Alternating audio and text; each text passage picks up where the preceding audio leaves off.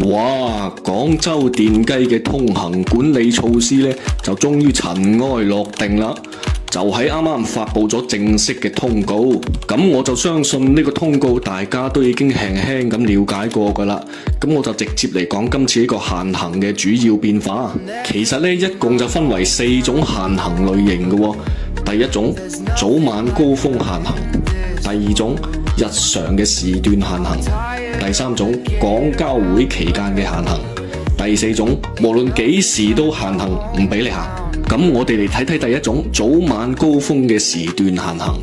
咁佢公告入邊就寫住呢，禁止喺工作日嘅朝頭早8點到9點半，挨晚嘅5點半到7點呢，喺天河東路同埋獵德大道呢，呢個2個時間段呢係唔俾你行嘅，唔俾揸電雞嘅。咁望落去呢，就好似係禁咗2條路嘅。咁其實呢，我哋放翻大嚟睇呢，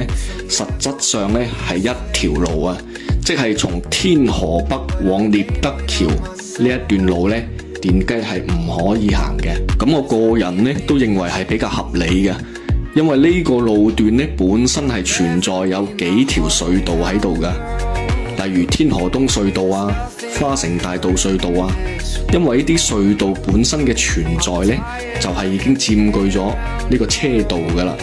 加上本身係主幹道，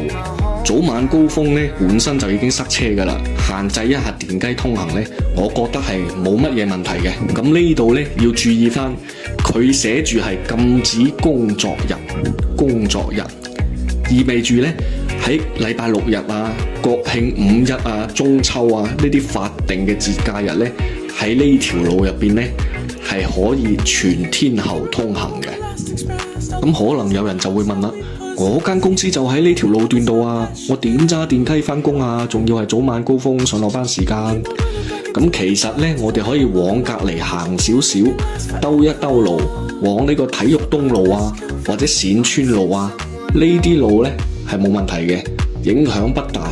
講緊呢，其實相距只有500米嘅距離嘅啫。咁到日常時段嘅限行部分啦，佢寫到禁止電雞喺工作日嘅朝頭早8點到挨晚嘅7點喺黃埔大道西同埋成條東風路係唔可以通行嘅。我嘅睇法啦，黃埔大道西呢個部分呢係屬於成條東風路嘅延伸啊。大家都知道東風路係冇紅綠燈嘅，屬於半快速路，雖然佢經常塞車。咁廣州一直都係禁止電雞上呢種快速路啊、高速路嘅，所以呢，佢今次喺全天絕大部分嘅時間呢，都係禁止埋電雞上呢個東風路。總括嚟講啦，今次嘅限行通告呢，係比我想象中要溫和好多嘅，算係比較人性化嘅。考慮翻廣州嘅道路條件呢，我覺得交管部門呢，對市民用電雞出行嘅呢種需求呢，經已係作出咗最大嘅讓步啦，覺得係值得表揚嘅。